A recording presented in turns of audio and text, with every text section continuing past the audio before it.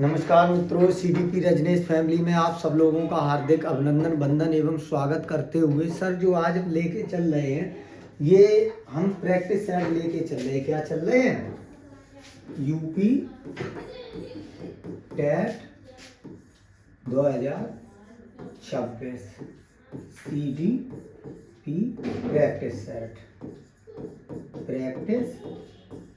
Set number 2। जो हमारा practice set संख्या है वो है सर दूसरा, है ना। हम क्या कर रहे हैं सर, अभी तो फिलहाल सुपर टेट का भी बैच लेके चल रहे थे तो उसको ड्रॉप कर दिया। अब आपका टेट का ही बैच लेके चल रहे हैं ना। टेट में जो पहला क्वेश्चन है वो प्रश्न कह रहा है इसमें सीखने के वक्र में जो है ना, सीखने का जो वक्र होता है, जो तीव्र तत्व दिखाई देता है वह क्या होता है ना।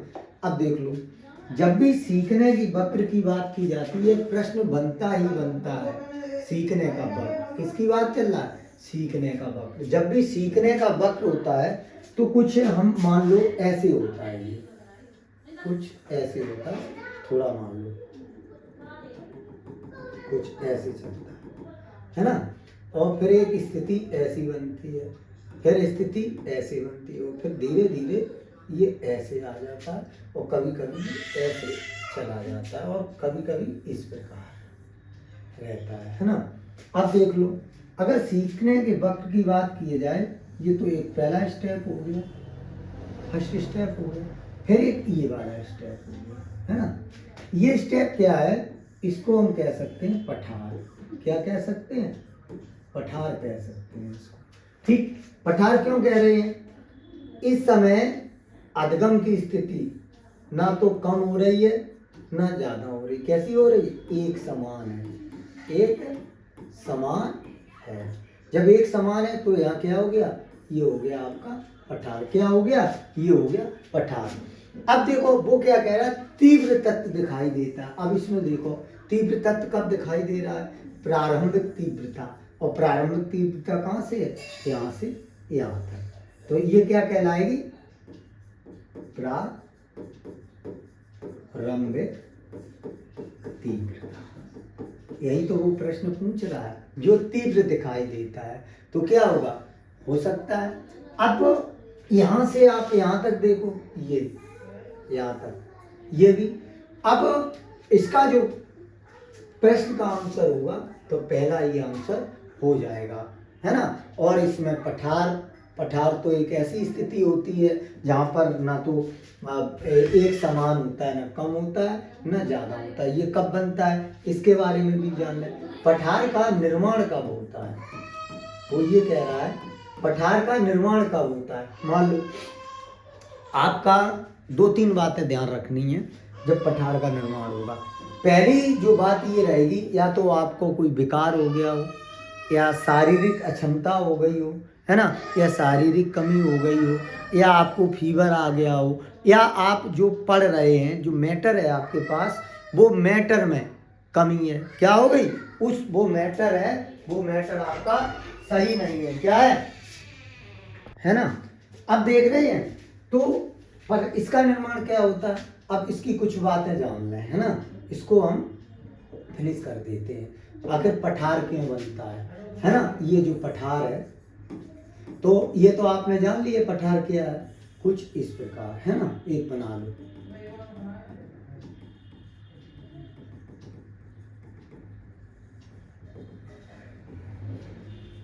ठीक। इसको हम कह सकते हैं सरल रेखीय। सरल रेखीय हो गया। ये जो स्थिति हो गई, ये क्या हो गया? पठार हो गया। अब प्रश्न ये उठता है पठार का निर्माण कब हो गया? ये जो स्थिति हो गई प्रारंभिक तीव्रता हो गई, तीव्रता हो गई। क्या हो गई? ये प्रारंभिक तीव्रता हो गई। इस वाली स्थिति को ऐसा कार्य, इसको ऐसा कार्य कहेंगे। क्या कहेंगे? ऐसा कार्य कहेंगे। अब इसका निर्माण क्यों होता है?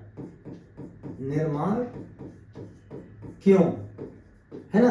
तो इसका पहला, आपका जो मैटर है, समझ पा रहे? आपका जो विषय वस्तु है, क्या है? विषय वस्तु। आपकी जो विषय वस्तु है इसका सही से चयन नहीं किया आपने, सही से चयन ना कर पाना, या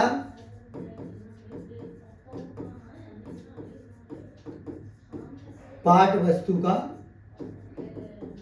सही चयन, या शिक्षण विधि का सही प्रयोग ना हो पाना, शिक्षण विधि का सही प्रयोग ना कर पाना, ये भी आपका हो सकता है ना कहीं जो आपका गुरु है ना, गुरु और शिष्य के बीच तालमेल ना बैठ पाना, है ना, शिक्षण शिक्षार्थी और पाठ्यक्रम का सही चुनाव ना कर पाना, पाठ्यक्रम का सही चुनाव ना कर पाना, ये भी आपका हो सकता है। तो पहला प्रश्न हमारा प्रारंभिक तीव्रता दिखाई दे रहा है, तो आप देख रहे हैं प्रारंभिक तीव्रता यही दिखा है, इसको हम कहेंगे सरल रेखीय यानी आरेख। ठीक, चलिए अब दूसरा प्रश्न देख लेते हैं। जो दूसरा प्रश्न होगा वो आपका होगा दूसरा प्रश्न, शिक्षण बालक को किसमें समायोजन करना सिखाता है। जो शिक्षण है, शिक्षण के अंतर्गत, टीचिंग के अंतर्गत बालक को किसमें समायोजन करना है, शिक्षक नहीं होगा, शिक्षक होगा।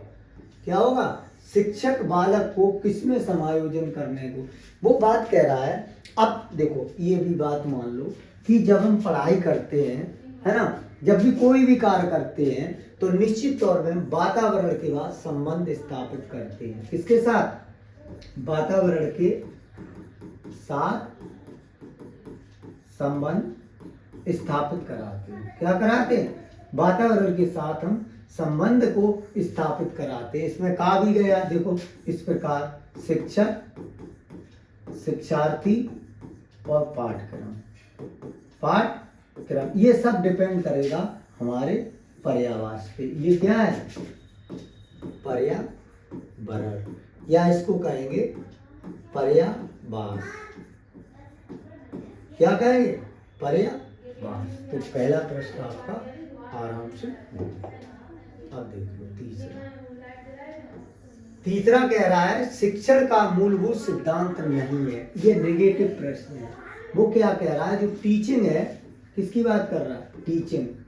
अब वो ये कह रहा है इसमें टीचिंग में सिद्धांत नहीं है। क्या नहीं है, थ्योरी नहीं है, सिद्धांत नहीं है। तो चयन का सिद्धांत हमने पढ़ाया है ना, रुचि का सिद्धांत भी पढ़ाया, नियोजन का, विरुद्ध का सिद्धांत हमने आपको नहीं पढ़ाया। तो यही आंसर हो गया, है ना। नियोजन या समायोजन का, चयन का सिद्धांत कहाँ था, उद्दीपन और अनुक्रिया नाम के दो विद्यार्थी, ये किसने दिया था, उद्दीपन और अनुक्रिया का सिद्धांत। ये इसमें चयन जाएगा, आपको ये पता हो, ये कुछ ऐसे था। चलो इस पर थोड़ी चर्चा कर लेते हैं, है ना। ये बिल्ली थी, है ना, आपको पता थी। ये बिल्ली कहाँ थी, पिंजरे में, है ना। तो ये सिद्धांत किसने दिया था, थॉर्नडाइक ने। किसने दिया था, थॉर्नडाइक ने, है ना। तो इसने क्या कराया था कि कहीं ना कहीं, तो चयन का सिद्धांत किसने दिया था, थॉर्नडाइक ने। हमने यहाँ आपको एक ट्रिक भी पढ़ाई, हमने आपसे कहा था उद्दीपन और अनुक्रिया नाम के दो विद्यार्थी है, सर के पास गए और कहा सर मैं प्रश्न बहुत करता हूँ लेकिन भूल जाता हूँ। सर ने कहा कोई बात नहीं बेटा, पहले प्रश्नों का चयन करें और उसमें संबंध बैठाएं तथा प्रश्नों की बार बार पुनरावृत्ति करें, जिससे आपका दुख दूर होगा और सुख की प्राप्ति होगी। अब देख लो, ये नियोजन का सिद्धांत भी हमने, स्किनर महोदय कुछ ऐसे था, है ना। हमने आपसे कहा था इन्होंने चूहों और कबूतरों पे किस पे प्रयोग किया था, चूहों और कबूतरों पे कुछ ऐसे प्रयोग किया था। यहाँ ये बाजरे के दाने मिलते थे, तो हमें ये चयन का सिद्धांत भी पता हो गया, है ना, और रुचि का सिद्धांत भी पता है। तो ये कोई एक सिद्धांत आपका नहीं है, तो यही हमारा क्या हो गया, आंसर हो गया। अब देख लो चौथा, कह रहा है वैश्वीकरण के कारण किन मूल्यों का हनन हुआ है। हनन का मतलब है मूल्यों में गिरावट आई है। हनन का मतलब क्या है, गिरावट आई है ना। वो किसकी बात कर रहा है, गिरावट की, है ना। तो आपको पता है संस्कृत गिरावट भी आई है और आप पुरातत्व मूल्यों की भी बात इसमें कही है। तो प्रश्न ए और बी दोनों इसका आंसर हो गया है ना। इसमें कुछ नहीं करना है हमें। अब देख लो, वो ये कह रहा है फ्रस्ट्रेशन, तनाव को कम करने के लिए मानव को कैसा व्यवहार करना चाहिए। देख लीजिए भैया, अब अगर हम बात करें, किसकी बात हो रही है, तनाव की, है ना। तनाव की बात हो रही है, फ्रस्ट्रेशन की। अब देखो यहाँ पिटाई का कोई रोल नहीं, दुष्टता का कोई रोल नहीं। तो हमें क्या करना है, तनाव को जब भी कम करना है तो हमें समायोजी, बोले तो समायोजन करना है। क्या करना है, हमें चीज़ों के साथ समायोजन करना है। और जब तक हम चीज़ों के साथ समायोजन नहीं करेंगे तो तनाव हमारा बढ़ता जाएगा। मान लो कि हम प्राइमरी के टीचर हैं, किसके टीचर हैं, प्राइमरी के टीचर हैं मान लो, है ना। अब हम ये कहें मैं इंटर कॉलेज का प्रवक्ता क्यों नहीं बन पाया, है ना। तो हमें कुछ दूसरा सोचना पड़ेगा, है ना। और जब हम दूसरा सोच लेंगे तो हमारा तनाव क्या हो जाएगा, फ्रस्ट्रेशन कम हो जाएगा, है ना। तो इसके लिए हमें ये प्रश्न का आंसर बड़े आसानी से मिल गया। अब देख लेते हैं प्रश्न नंबर 6, देख लेते, छोटे ही करके रखेंगे, ज्यादा बड़ा नहीं रखेंगे। 6 में बात कर रहा है श्याम पट पर लिखते समय सबसे महत्वपूर्ण बात क्या है। तो हमने आपको बहुत अच्छे से बताया है कि जब भी हम श्याम पट पर लिखेंगे हम थोड़ा बड़ा बड़ा लिखेंगे और थोड़ा साफ लिखेंगे और अक्षर की जो बनावट होगी वो घुमावदार होगी, है ना। हमने पूरा आपको एक चैप्टर होता है उसमें हमने आपको पढ़ाया है ना। तो अच्छी लिखावट, छोटे अक्षरों को लिखना, सजावटी लिखावट, तो अच्छी लिखावट। तो प्रश्न कौन सा हो गया, अच्छी लिखावट, है ना। और अच्छी लिखावट में हमने आपको बहुत अच्छे से बताया कि जब भी हम श्याम पट पर लिखेंगे तो चीजों को गोल आकार में लिखेंगे, जैसे आ, है ना। ये साफ दिख रहा है, इस पे नहीं दिख रहा है ना। तो अच्छी लिखावट, और जब हम लिखेंगे और इनका जो आकार होगा वो कैसा होगा, अंडाकार। कैसा लिखने का प्रयास करेंगे, अंडाकार लिखने का हम प्रयास करेंगे। अर्थात लिखावट हमारी अच्छी या सुंदर क्या होगी, लिखावट हमारी अच्छी होगी या लिखावट हमारी सुंदर होगी, है ना। 7वां प्रश्न कह रहा है रक्षा तंत्र बहुत सहायता करता है ना। जो हमारा रक्षा तंत्र है वो किस किस चीजों में सहायता करता है, थकान से निपटने के लिए भी, बिल्कुल सही बात है, और दबाव को निकलने के लिए, बिल्कुल सही बात। जो हमारा रक्षा तंत्र है वो, हम चाहे कितने भी फ्रस्ट्रेशन में हो, हमारा चाहे कितना भी हमारे ऊपर दबाव है, फिर भी हम एक रास्ता खोज लेते हैं, और जो हम रास्ता खोज लेते हैं वही हमारा क्या करता है, एक सहायता करता है। अब देख लो 8वां, संप्रेषण। संप्रेषण को आंग्ल भाषा में कम्युनिकेशन कहते हैं। प्रभावशीलता में रुकावट डालने वाला कारक है। जैसे हमने एक बात आपको बताई है कि संप्रेषण किसके, 2 या 2 से अधिक व्यक्ति। मान लो ये राम है, राम के साथ एक सीता है और कुछ लोग हैं, और ये मोहन है। इन दोनों के बीच क्या हो रहा है, कम्युनिकेशन हो रहा है। क्या हो रहा है, इन दोनों के मध्य कम्युनिकेशन हो रहा है, बोले तो बातचीत हो रही है। तो कम्युनिकेशन में क्या होगा, तो रुकावट डालने वाला। तो इसमें रुकावट कौन सा कारक, भाषा की कमी, बिल्कुल सही बात है। अगर हमें भाषा नहीं आती है ना, तो हम मान लो राम यहाँ हिंदी जानता है, सीता अंग्रेजी जानती है, और मोहन फ्रेंच जानता है। क्या जानता है, फ्रेंच। अगर तीनों की अलग अलग भाषा है तो दिक्कत होगी कि नहीं। अगर तीनों हिंदी समझ लेते हैं तो आंसर मिल गया। संप्रेषण, बोले तो संप्रेषण में जो सामग्री का प्रयोग करते हैं उनका भी हो जाएगा, और रुचि का सुझाव। लेकिन यहाँ होगा रुचि का सुझाव नहीं होगा, अभाव होगा। क्या होगा, रुचि का अभाव होगा। यहाँ ये आंसर यहाँ ये लिखा है तो गलत है ना। तो इसका मतलब हो गया उक्त सभी। तो कम्युनिकेशन जब भी बताया है, हमने कहा है संप्रेषण एक ऐसी प्रक्रिया है जिसके माध्यम से हम अपने भावों और विचारों को दूसरों तक पहुंचाते हैं और उनके विचारों को हम अपने तक पहुंचा लेते हैं। यही हमारा क्या कहलाता है, संप्रेषण या कम्युनिकेशन कहलाएगा। अब देख लो नौमा। नौमा कह रहा है प्रजातांत्रिक अनुशासन के अंतर्गत बालक में देखने को नहीं मिलती है। वो कह रहा है जो प्रजातांत्रिक है तो प्रजातांत्रिक में बालक को देखने में क्या नहीं मिलेगा, सीधी बात है तानाशाही। और तानाशाही कैसा है, निगेटिव वर्ड है। ये कैसा वर्ड है, नेगेटिव वर्ड। और प्रजातांत्रिक और तानाशाही किसकी बात कर रहा है, प्रजातांत्रिक और तानाशाही एक दूसरे के विपरीत हैं। ये क्या है, ये प्रजातांत्रिक वर्ड और ये तानाशाही है ना। प्रजातांत्रिक और तानाशाही एक दूसरे के क्या काम करते हैं, विपरीत काम करते हैं, दोनों अलग अलग एंगल में काम करते हैं। इसलिए आंसर कौन सा सही हो गया, नौवां का ही हो गया। अब देख लेते हैं सर, अब इसकी बात करते हैं 10वां प्रश्न। 10वां प्रश्न कह रहा है सहयोग की प्रक्रिया को प्रभावित करने वाला कारक नहीं है। जो हम सहयोग करते हैं उसकी प्रक्रिया को जो प्रभावी ना करे, प्रभावित ना करे, वो कारक है। देख लीजिए चाटुकारिता है ना। चाटुकारिता क्या होता है, मतलब अपनी बात कहना, गलत हो गया। चाटुकारिता एक निगेटिव वर्ड है। कैसा वर्ड है, निगेटिव वर्ड है। देखो एक उदाहरण हम देते हैं। हालांकि हमने आपसे कहा था सी-टेट के बाद जो टेट पढ़ाएंगे बहुत सारे उदाहरण दे दे के आपको बताएंगे, ये हमारा प्रॉमिस है ना।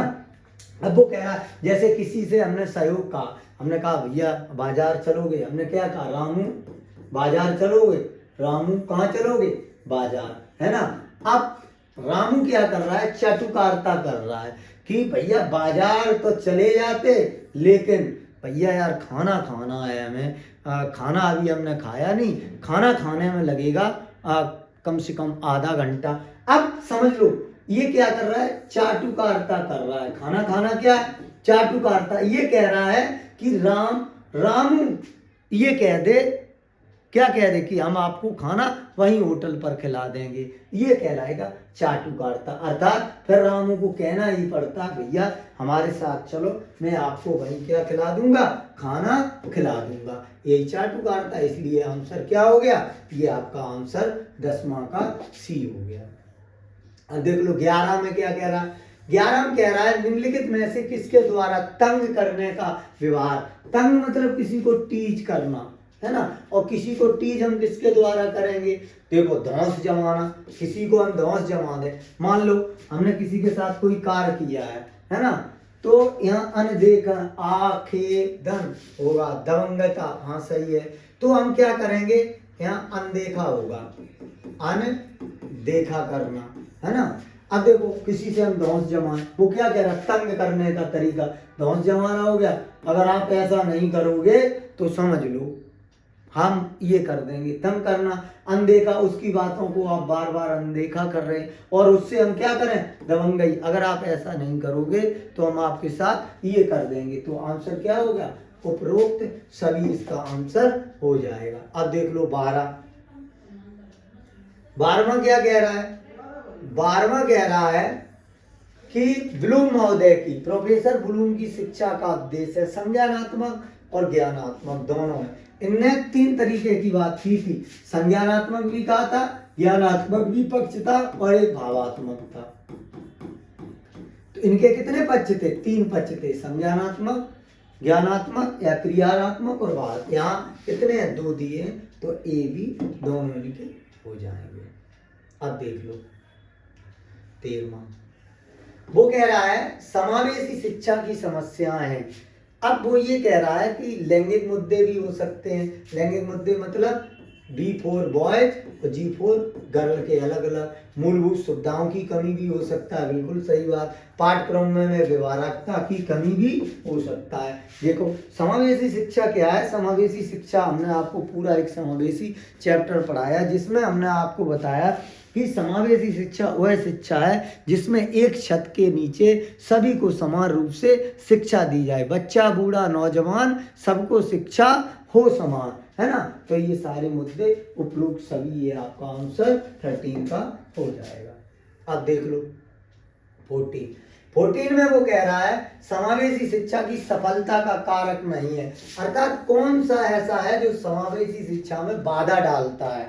प्रश्न का आंसर क्या है, निम्नलिखित में से कौन सा उत्तर है जो समावेशी शिक्षा में बाधा डालता है। तो बाधा कौन सा डालेगा, देख लो तो बाधा कौन सा निम्नलिखित में से डालेगा? 14 का देख लो आप अच्छे से। शासन से संबंधित, विद्यालय से संबंधित, बच्चों से संबंधित, समाज से संबंधित, तो इसमें हो गया शासन से संबंधित सफलता का कारक नहीं है, क्योंकि विद्यालय को काम करना है, बच्चों को भी करना और समाज को कार्य करना है ना। चलिए 15वां प्रश्न। 15वां प्रश्न कह रहा है विकास का सिद्धांत है। विकास एक निरंतर चलने वाली प्रक्रिया है। विकास क्या है? निरंतर चलने वाली प्रक्रिया है। माँ के गर्भ से लेके, है ना, माँ के गर्भ में 3 चरणों में बालक का विकास होता है और 4 चरणों में, ये हमने आपको बताया है। माँ के गर्भ में, माँ के गर्भ में 3 चरण होते हैं, है ना। हमने आप 0 से 2 सप्ताह, 2 से 7 सप्ताह, 7 सप्ताह से जन्म हो।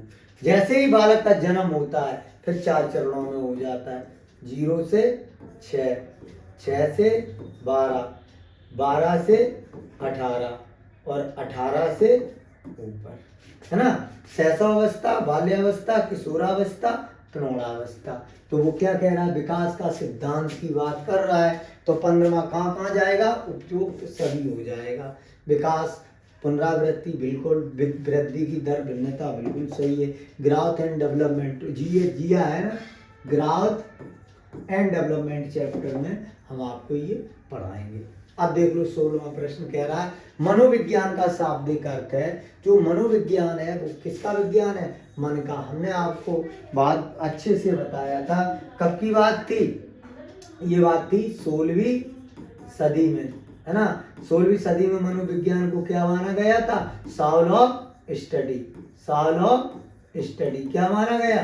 सॉल ऑफ स्टडी, अर्थात आत्मा का, S for soul, S for study. S means soul हो गया, एस माने स्टडी, अर्थात बोले तो आत्मा का विज्ञान। उसके बाद इसको क्या माना गया? मन एवं मस्तिष्क का विज्ञान माना गया। क्या माना गया? मन एवं मस्तिष्क का विज्ञान माना। तो सर जी ये क्या हो गया था 16वें का? मन का विज्ञान। मनोविज्ञान वह विज्ञान है जिसमें मानव व्यवहार के साथ साथ उसकी दैहिक, मानसिक, बौद्धिक, सांवेगिक आदि क्रियाओं का अध्ययन किया जाता है ना। चलिए सर 17वां प्रश्न।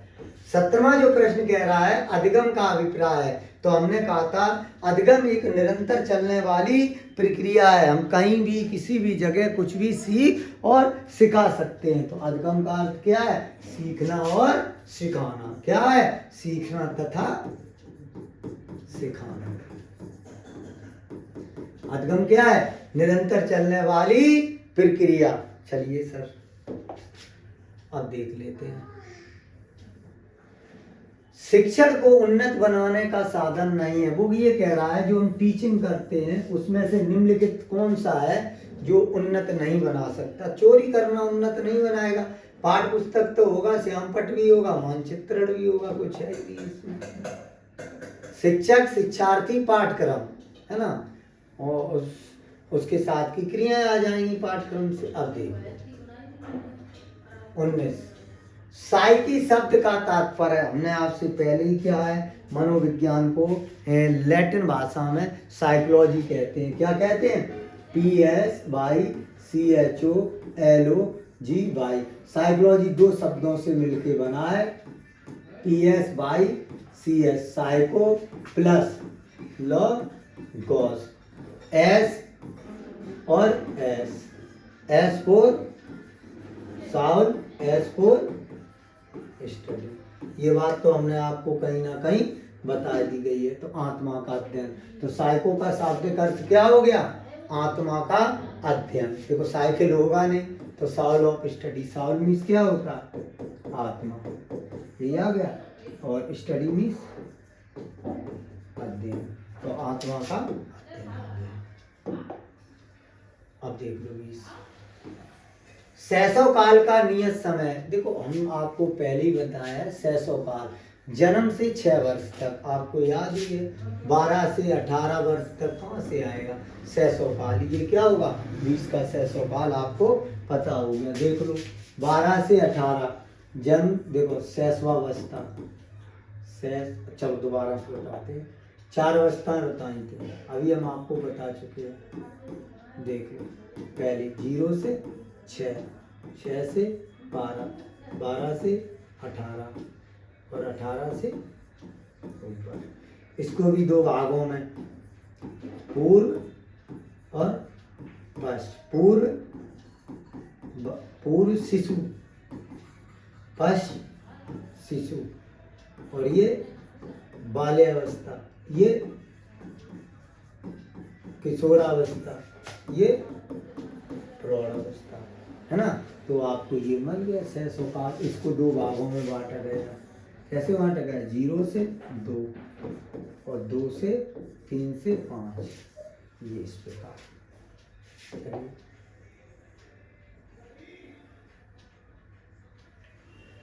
21 विद्यालय समस्या को हल करना अनुसंधान का विषय है, तो क्रियात्मक जाएगा। इसका क्या जाएगा? क्रियात्मक। कोई भी समस्या आती है उसको कार्य करा के हल कर देते हैं, है ना, उस पर कार्य करा देते हैं। 5 देख लो। वर्तमान समय में अभिवृद्धि मापन के 3 प्रमुख सिद्धांत हैं। देखो, अभिवृद्धि के जो भी 3 सिद्धांत होते हैं आपको ध्यान रखना है। स्केलिंग के द्वारा भी, प्रत्यक्ष विधि के द्वारा और अवलोकन विधि के, अर्थात तीनों साधन हो गए, है ना। स्केल आपको पता है, स्केल आपको हमने बताई थी, 3 स्केल है ना, बहुत अच्छे से आपको हमने बताई। सॉरी, 4 स्केल बताई थी, ये आपको हमने प्रश्न कराया है। देख लो 23 नई राष्ट्रीय शिक्षा नीति। अब देख लो, सबसे पहले जो आपकी थी 1968 फर्स्ट, 1900 ठीक विपरीत कर ले सेकेंड, और 2020 थर्ड। इसमें कौन सी है? 1986। तो 1986 ये आपका आंसर हो जाएगा, नई शिक्षा नीति। क्लियर हो गया आंसर। व्यक्तिगत बुद्धि परीक्षण का उपयोग किसके द्वारा किया जाता है ना, जो व्यक्तिगत, उपरोक्त सभी हो जाएंगे, 24 के क्या हो जाएंगे? उपरोक्त सभी हो जाएंगे। बालक नैतिकता के संबंध गुणों को आंख से रख सकते हैं, परिवार होगा। क्या होगा? परिवार एवं समाज और विद्यालय, अर्थात ABC। जैसे देख लो, परिवार, विद्यालय, समाज या ये परिवार, इस प्रकार। बच्चों की बौद्धिक उपलब्धि किस अवस्था पर निर्भर करती है ना। तो वातावरण बच्चे को कैसा दिया जा रहा है ना, या वर्तमान विकास बालक का कैसा हो रहा है, तो इसका होगा वर्तमान विकास बालक का कैसा हो रहा है। तो वर्तमान विकास के अनुसार उसकी उपलब्धि का ज्ञात करते हैं। 27 कितने महीने की आयु तक बच्चों में नए और अधिगम रुचि उद्दीपन ढूंढता है? किसकी बात कर रहा है? उद्दीपन। ये पहले चैप्टर से लिया गया सर।